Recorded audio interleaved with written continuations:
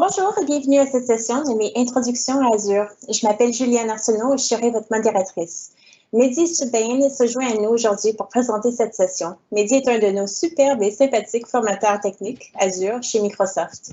Il débutera la présentation bientôt, mais avant qu'il commence, je veux juste vous rappeler que nous avons réservé du temps à la fin pour répondre à vos questions avec le présentateur. Alors n'hésitez pas à ajouter vos questions dans la fenêtre de questions-réponses et nous répondrons à autant de questions que nous avons le temps pour. Welcome everyone to Intro to Azure. My name is Julianne Arsenault and I'll be your moderator for this session. Our speaker today is Mehdi Sebane. Mehdi is one of our fantastic Azure technical trainers here at Microsoft. He'll begin his presentation soon, but before he starts, I just want to note that the session will be presented in French, but will include English subtitles for you to follow along. We also have several English moderators here backstage that are poised and ready to answer your questions. So feel free to add your questions in the Q&A window and we'll answer as many as time allows. Et sur ce, Mehdi, à toi. Merci beaucoup Juliane pour l'introduction et bienvenue à tous ceux qui se joignent à nous partout dans le monde. Donc, que ce soit bonjour, bon après-midi ou bonsoir, nous sommes tellement excités de vous avoir avec nous à Microsoft Ignite 2020. Je m'appelle Mehdi Sebane, je suis un Azure Technical Trainer à Microsoft et je suis avec vous en direct de la belle ville de Vancouver. Aujourd'hui, à travers cette session, je vais vous faire découvrir le cloud et le Microsoft Azure. Donc, mettez vos ceintures de sécurité parce qu'on va partir à 180 km/h. On va commencer notre voyage par comprendre les concepts de base du cloud. On va voir pourquoi les clients misent leur infrastructure vers le cloud et vers Microsoft Azure. Nous allons examiner quelques éléments architecturaux de base d'Azure, certaines ressources et solutions Azure, et nous allons vous montrer comment en apprendre plus. Alors, commençons. Qu'est-ce que c'est le cloud computing ou l'infonuage? Le cloud décrit l'accès à des services informatiques tels que les serveurs, du stockage, du réseau, des logiciels via Internet. C'est un fournisseur qu'on appelle souvent le Cloud Service Provider ou un fournisseur de services cloud. Ce fournisseur peut être Microsoft via notre offre Azure, mais ça peut aussi être notre concurrent comme AWS, Google, etc. via leur offre du cloud public. Fondamentalement, le cloud est un ensemble de serveurs physiques dans un ou plusieurs centres de données qui exécutent un matériel virtualisé pour le compte des clients. Alors le cloud ainsi, il démarre, crée, arrête et supprime simultanément des millions d'instances d'un matériel virtualisé pour des millions de clients disséminés autour du monde. Ces ressources sont en libre service, le paiement est à l'usage et surtout, ils utilisent le service cloud pour les nombreuses fonctionnalités proposées. Que vous aimiez le big data, que vous aimiez l'Internet des objets, que vous aimiez les machines virtuelles, les sites web, les bases de données, tous ces services sont disponibles dans le cloud public. Alors, pourquoi les clients vont-ils vers le cloud? Ou pourquoi les clients sont intéressés à migrer leur infrastructure vers le cloud? Tout d'abord, pour la haute disponibilité. La haute disponibilité, c'est un terme souvent utilisé à propos d'architecture, d'un système ou de service pour désigner le fait que cette architecture ou ce système a un temps de disponibilité élevé. Azure non seulement vous offre plus de 60 régions pour rendre vos solutions hautement disponibles, mais aussi met à votre disposition des outils tels que les zones de disponibilité, les domaines de mise à jour, les domaines de faute, pour maximiser le temps de disponibilité de votre infrastructure dans Azure. Ça me permet d'arriver au concept suivant, la tolérance aux pannes. La tolérance aux pannes désigne une méthode de conception permettant à un système de continuer à fonctionner éventuellement de manière réduite au lieu de tomber complètement en panne lorsque un de ses composants ne fonctionne plus correctement. On parle alors de mode dégradé, dont la tolérance aux pannes est un concept clé qui fait partie de la haute disponibilité. La scalabilité et l'élasticité sont deux termes similaires, mais différents. La scalabilité, c'est la capacité d'un dispositif informatique de s'adapter à la demande, c'est-à-dire principalement d'augmenter ses capacités selon les besoins des utilisateurs. C'est augmenter ses capacités, mais aussi les diminuer quand il y a moins d'utilisateurs. La scalabilité est désormais une caractéristique cruciale pour les infrastructures et les data centers, comme pour les services informatiques. Imaginons que j'ai un site web et je sais que tous les jours à partir de 18 h, j'ai beaucoup plus d'utilisateurs et que les 5 machines virtuelles qui gèrent mon site web ne sont pas assez. Je peux dire à Azure, s'il te plaît, tous les jours, à partir de 18 h à minuit, ajoute-moi 5 machines. Et à minuit, enlève les 5 machines. C'est ça la scalabilité. Je vais manuellement demander à l'infrastructure cloud de gérer ça. L'élasticité par rapport à la scalabilité, c'est la possibilité d'augmenter ou de diminuer automatiquement ses ressources. Et le mot-clé ici, c'est vraiment automatiquement. C'est-à-dire que je vais pouvoir dire, si j'ai plus de 90% de CPU sur mes machines virtuelles pendant plus de 5 minutes, alors ajoute-moi d'autres machines virtuelles à mon service. La même chose, si je n'ai pas assez de charge, ben on va diminuer des machines virtuelles. Et bien sûr, cela me permettra de réduire le nombre d'instances quand le flux sera réduit. Donc l'élasticité est vraiment une scalabilité automatisée. Le Global Reach, ça veut dire quoi? Ça veut dire que dans Azure, nous couvrons plus de 60 régions dans plus de 140 pays différents. Et ces régions possèdent un ou plusieurs data centers Microsoft. Donc, vous pouvez créer des ressources aussi bien en France qu'au Canada, en Australie ou bien en Suisse. On a des data centers au plus proche de nos clients et donc de vos utilisateurs en tant que clients. Et bien entendu, vous pouvez avoir une infrastructure hautement disponible. Si cette infrastructure hautement disponible, elle est distante, et empêche vos utilisateurs d'accéder rapidement aux ressources, eh bien, vous allez avoir une utilisation dégradée. La latence, donc, c'est un phénomène important et un concept essentiel à prendre en compte dès que l'on fait du cloud. Donc, la latence, on y répond tout simplement en déployant nos solutions dans des data centers Microsoft qui sont au plus proche de vos utilisateurs. Ainsi, ils vont accéder à vos ressources dans Azure le plus rapidement. Autre composant et concept fondamental à prendre en compte quand nos clients vont vers le cloud, c'est la sécurité et la sécurité de leurs données. Sachez que nos infrastructures répondent à des exigences de normes de certification, qu'elles soient globales ou propres à des régions du globe. Mais en plus de tout ça, on vous offre des outils pour sécuriser votre infrastructure.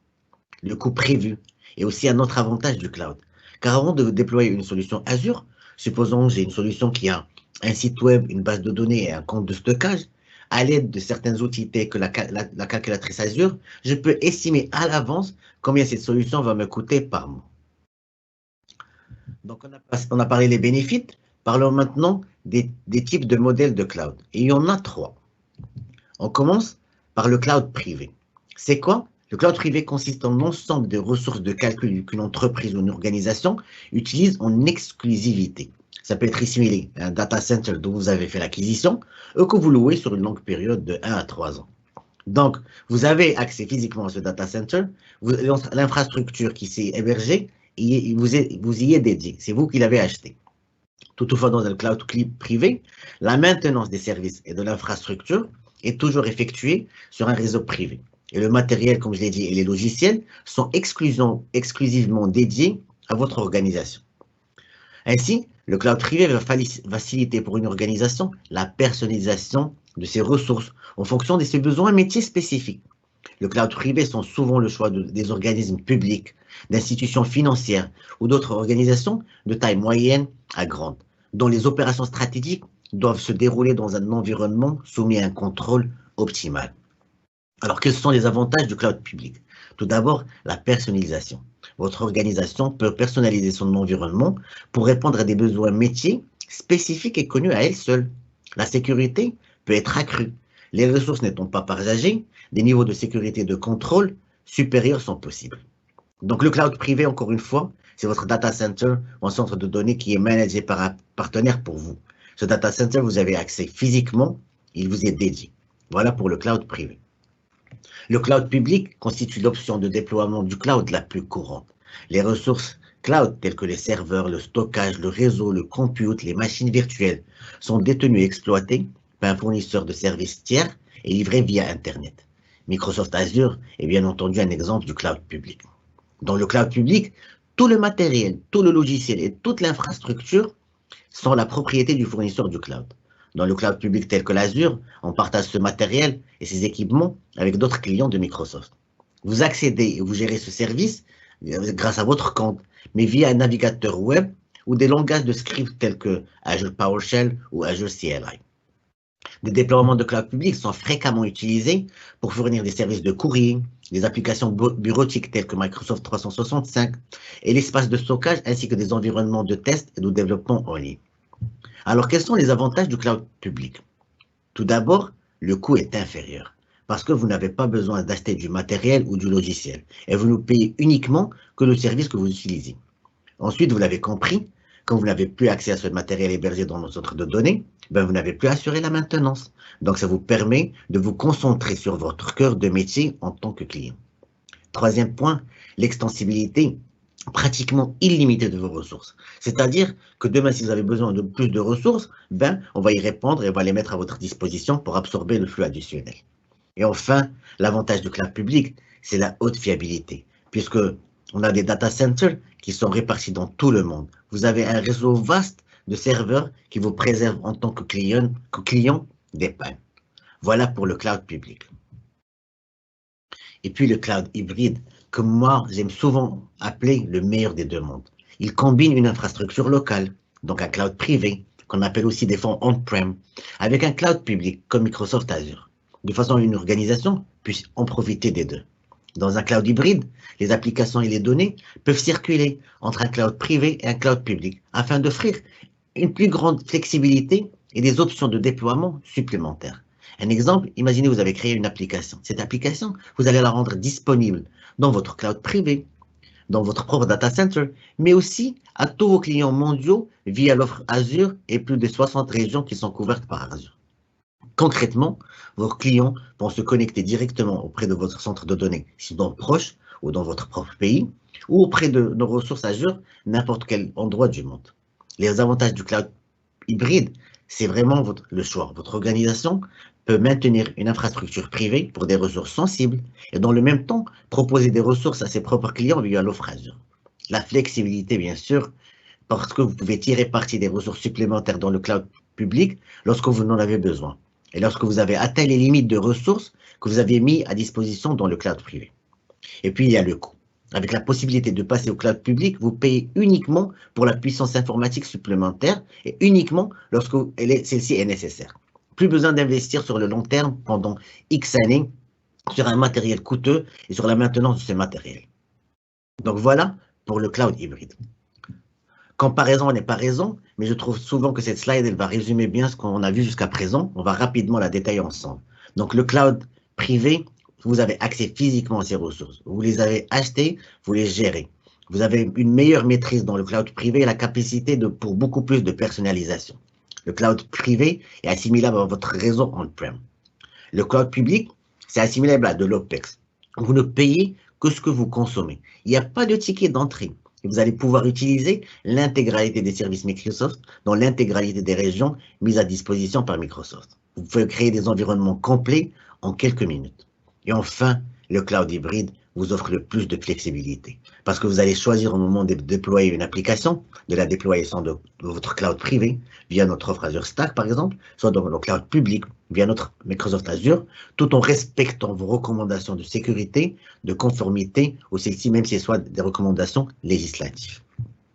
Donc on a vu il y a 3 modèles de cloud, il y a aussi 3 types de services de cloud. On va les détailler ensemble. Tout d'abord, l'infrastructure en tant que service, l'EIaaS. C'est une infrastructure provisionnée et gérée généralement sur Internet. L'EIaaS est une infrastructure qui peut s'adapter au flux et à la demande, vous permettant de payer uniquement pour ce que vous utilisez et quand vous l'utilisez. L'EIaaS, ça va vous aider à éviter les frais et les complexités liées à l'achat et la gestion de vos propres serveurs physiques et de vos infrastructures data center. Pourquoi l'EIaaS? L'EIaaS, en fait, qu'on va dire, en tant que client, vous allez avoir des administrateurs qui vont continuer à maintenir les systèmes d'exploitation de vos ressources dans Azure. L'EIaaS, c'est vraiment une machine virtuelle. Mais ces ressources, ces systèmes d'exploitation, ces machines virtuelles, ils vont être hébergés sur une infrastructure dans notre centre de données. Elles sont mises à votre disposition en tant que client, mais aussi à vos propres clients. Ce qui est important à comprendre, c'est que l'aspect physique et l'administration du IaaS, elle est dévouée à Microsoft. Vous ne gérez que le système d'exploitation, les applicatifs et toutes les données qui sont liées à cet applicatif. Rappelez-vous, la maintenance du système d'exploitation vous est dévouée. Le redémarrage de ce système d'exploitation suite à une opération de patch management vous est dévolu. L'ouverture des patchs, l'ouverture des ports, les droits d'accès, tout ça vous est dévolu. Voilà pour le IaaS. Dans le PaaS, ou Platform as a Service, là, vous avez des environnements de développement ou de production complets dans le cloud, avec les ressources nécessaires pour vous permettre de fournir n'importe quel service, de la simple application web aux applications d'entreprise les plus sophistiquées. Vous faites l'acquisition de ces ressources dont vous avez besoin auprès d'un fournisseur de cloud type Microsoft, avec un paiement à l'utilisation, et vous y accédez via une connexion Internet, généralement sécurisée, soit du HTTPS, soit du VPN ou liaison ExpressRoute. Comme le IaaS et le PaaS comprend l'infrastructure, à savoir le serveur, le stockage, les composants réseau.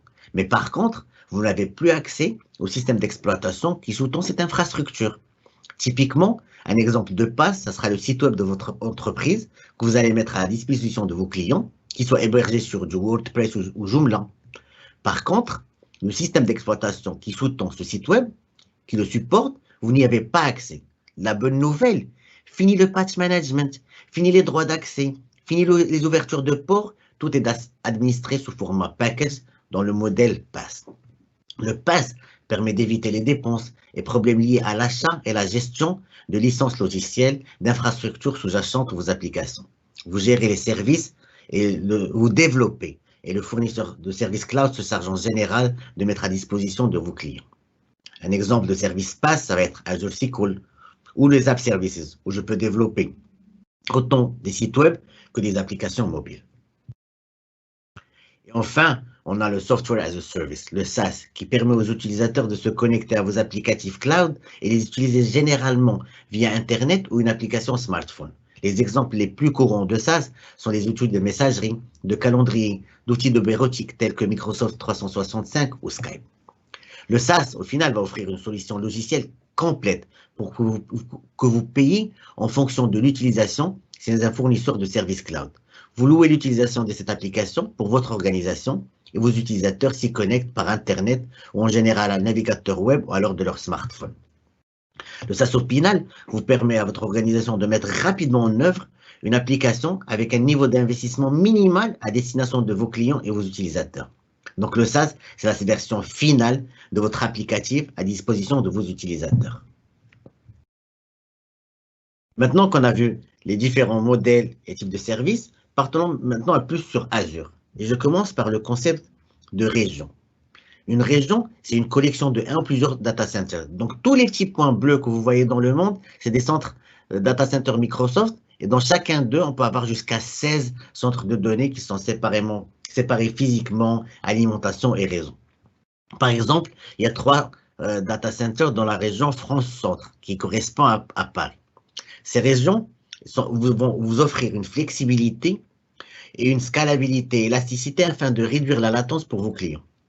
Nous offrons aussi une réservation de la résidence des données et une offre complète de conformité et on va essayer de créer au moins 2 régions par pays pour s'assurer la haute disponibilité. Ces paires vont être séparées de moins de 480 km pour s'assurer s'il y a un désastre naturel qui ne va pas affecter les 2 régions. En tant que client, il faut sélectionner les régions les plus proches des utilisateurs et soyez conscient de la disponibilité et des déploiements dans nos régions. Alors, sur Azure, vous avez tellement de services, mais on va détailler quelques-uns. Vous pouvez créer des machines virtuelles, que ce soit Windows ou Linux. Linux, vous avez toutes les serveurs, que ce soit SUSE, Ubuntu, Red Hat, la même chose pour Windows. Vous avez toutes les versions supportées. Vous avez les comptes de stockage pour sauvegarder vos sauvegardes, vos bases de données, vos données de télémétrie, les VHD de vos machines virtuelles, etc. On a les réseaux virtuels dans lesquels je vais connecter ces machines virtuelles dans Azure et je peux même les interconnecter avec mon réseau on-prem et bénéficier de tout ce qui est Azure, Active Directory, Domain Services et tout ça. On a les App Services. Et ça, c'est vraiment toute une famille d'applicatifs qui vont vous aider à déployer des sites web aux applications mobiles.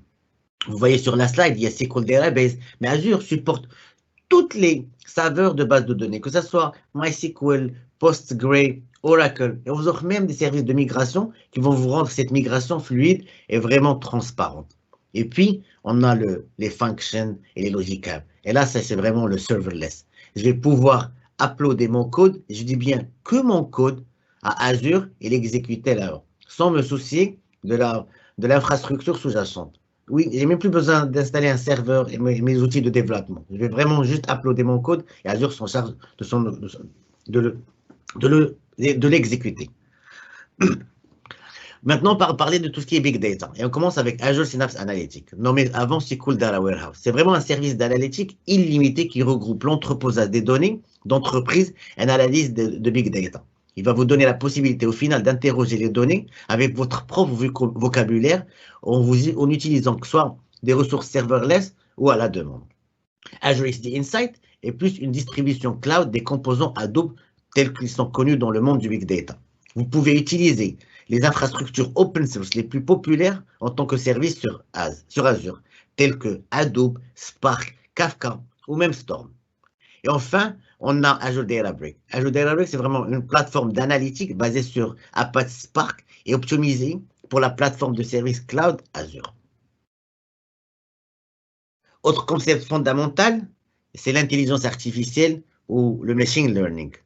On a Microsoft Azure Machine Learning, qui est vraiment un outil collaboratif fonctionnant par glisse et déposer, qui va vous permettre de générer, tester, déployer des modèles d'analyse prédictive à partir de vos données. Ensuite, on a les Cognitive Services. Et ça, c'est vraiment toute une famille complète de services d'intelligence artificielle et d'API cognitifs qui vont vous aider à créer des applications intelligentes ou à intégrer de l'intelligence dans vos applications existantes. Et en dernier, on a le Azure Bot Service, qui est vraiment un service managé spécialement conçu pour le développement de bots. Enfin, on a le IoT, ou l'Internet des objets. Disons que l'Internet des objets désigne tout objet physique capable d'émettre des données, le réseau par lequel il transite, ou les plateformes capables de recueillir ça. Dans Azure, on vous propose 3 types de services. On a le IoT Central, qui est une solution logicielle en tant que service SaaS. Le IoT Central est une plateforme pour créer et gérer vos capteurs et vos puces IoT. Maintenant, on peut aussi utiliser le IoT Hub. Le IoT Hub, c'est vraiment une passerelle qui va être utilisée par le IoT Central pour avoir une connectivité entre vos capteurs et vos devices IoT. Et puis finalement, dans ce monde digital avec des milliards de nouveaux appareils connectés chaque année, il est plus important que jamais de protéger et sécuriser vos appareils et la confidentialité et la sécurité physique et l'infrastructure de vos appareils IoT. On peut faire tout ça avec Azure Sphere. Enfin, Microsoft offre une collection complète d'options de formation. On vous invite vivement à se connecter sur notre plateforme d'apprentissage Microsoft Learn. Vous pouvez suivre des cours autonomes et complets où nous avons des laboratoires pratiques. Vous pouvez consulter nos journées de formation qui sont gratuites en ligne. Et si vous avez l'occasion, on vous offre aussi des journées d'entraînement en direct ou virtuel qu'on appelle Instructor Lab. D'ailleurs, moi-même et mes collègues, on enseigne ces cours. En fait, enfin, allez vers une certification. Vous avez passé le temps d'étudier, allez, faites-vous certifier. Et une des étapes déjà premières que vous avez fait, c'est ce qu'on a passé aujourd'hui à voir, et ça peut vous aider à vous préparer pour obtenir votre certification Azure Fundamental. Et voilà le chemin d'apprentissage de la certification Azure Fundamental. Enfin, j'ai encore plus pour vous. Si vous participez à notre défi du Cloud Skill Challenge en allant sur myignite.microsoft.com/learning zone, vous pouvez gagner la chance de passer un examen de certification gratuit. Que ce soit la AZ100, la AZ900 à $100 ou la AZ500 à $165, vous pouvez passer une certification gratuite, donc pas d'argent dans vos poches. Compléter un des 6 défis pour obtenir le coupon pour cette certification. On a 6 défis, que ce soit la sécurité, Microsoft Teams et Power Platform. Rappelez-vous, aucun achat nécessaire, ouvert uniquement aux participants 18 ans plus, et le concours se termine le 6 octobre. Enfin, assurez-vous de poursuivre votre parcours d'apprentissage. Il y a des liens sur l'écran, mais ils seront aussi mis dans l'onglet ressources. Enfin, je vous remercie. J'espère que cette session aujourd'hui vous a appris quelque chose de nouveau sur Azure. Il y a tellement plus d'apprendre. Donc, s'il vous plaît, allez visiter notre portail Microsoft Learn. Suivez certains de nos chemins d'apprentissage. Rejoignez-nous en ligne pour un de nos cours. Sur ce, je rends le microphone à Julie-Anne pour voir si on a encore des questions de nos participants. À toi. Merci, Mehdi. Superbe session. We had a great conversation here in the chat with everyone, and thank you for your questions. Please keep them coming. We still have our moderators that are standing by to answer as many as they can. Mehdi, we do have a few questions for you to answer. We did have a couple questions around certifications, and we'd love to maybe talk a little bit more about what is the difference between fundamentals, role-based, and specialty certifications. Alors, comment différencier entre les certifications fondamentales basées sur les rôles ou spécialités? I'm going to start with English. I think it's very important to see that we separated these to make things easier for people that are new to the cloud.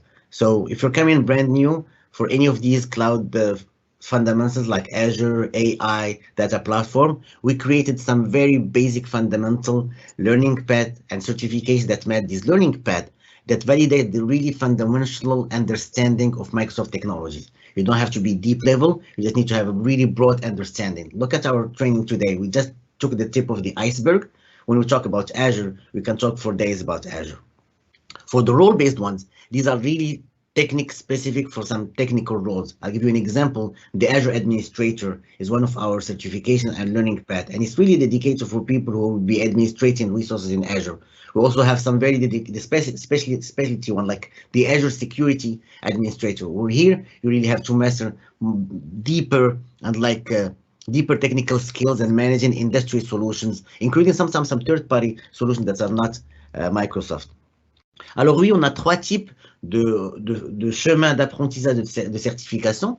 On a les fondamentaux, et ceux-là, ils vont vraiment valider les connaissances de base à propos du sujet, que ce soit Azure ou Azure AI ou Data Platform. Après, on a ce qu'on appelle les role-based. Ces certifications, ces chemins d'apprentissage, ils sont vraiment ciblés sur certains types de métiers dans l'industrie. Par exemple, comme je vous ai dit, le Azure Administrator. C'est vraiment ciblé pour les gens qui vont gérer des machines virtuelles, des réseaux. Donc, non seulement ils doivent avoir les compétences nécessaires, mais aussi un niveau un peu plus avancé que les fondamentaux. Et après, on a vraiment les spécialités. Et ça, non seulement il va y avoir une technique, une expertise approfondie des connaissances Microsoft, mais aussi des fois d'autres outils tierces qui ne sont pas de Microsoft. Merci, c'est fantastique. Une autre question qui suit sur le même sujet. Comment se préparer pour une certification et quelles sont les formations qui sont disponibles pour se préparer? Alors, how do I prepare for exams? Is there content training content that's aligned to these exams? Absolutely, Julianne. And we have so many of them on MS Learn. The beauty about all of these, they're matching the certification that you'll be seeking. For example, when I showed you earlier the learning path for the AZ900, we have an online learning path that gives you all the necessary information and knowledge to get this certification. So some of them are already there. You have an MS Learn. Sometimes you have sandboxes where you can, for like more advanced training, you would have free sandboxes where you can go and within a few clicks, you have a virtual account in Azure and you can create VMs and you can really have hands-on experience and hands-on labs of the knowledge you just learned, or the concept you just learned. Bien sûr, il y a tellement de chemins pour se préparer et l'un des plus avantageux, celui que j'aime le plus partager avec nos participants, c'est MS Learn. On a des chemins d'apprentissage qui sont vraiment ciblés pour la certification. Comme tout à l'heure, je vous ai montré pour la certification AZ900 ou le Azure Fundamental, on a un chemin d'apprentissage en ligne qui est complet et qui va aborder tous les concepts que quelqu'un aura besoin pour passer l'examen.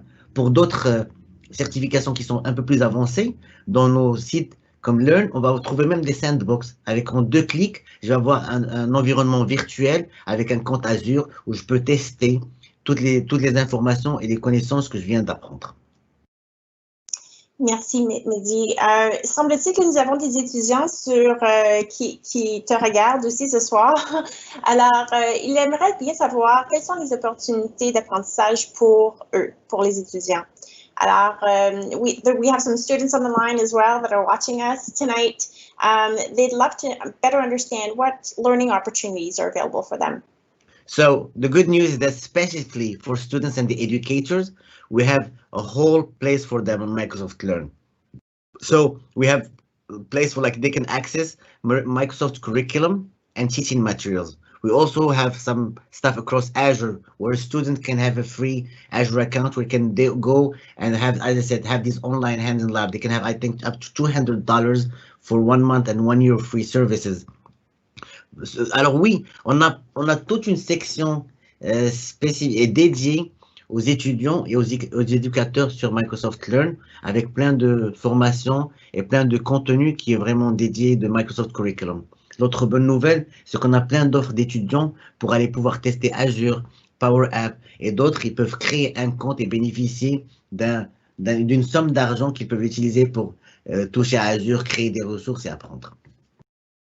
Merci, Mehdi. Thank you, Mehdi. That was a great session. Everyone, we hope you've enjoyed this session. This is all the time we have today. We thank you again for spending your time with us, and we hope you enjoy the rest of the night. Thank you. Bye, everyone. Thank you.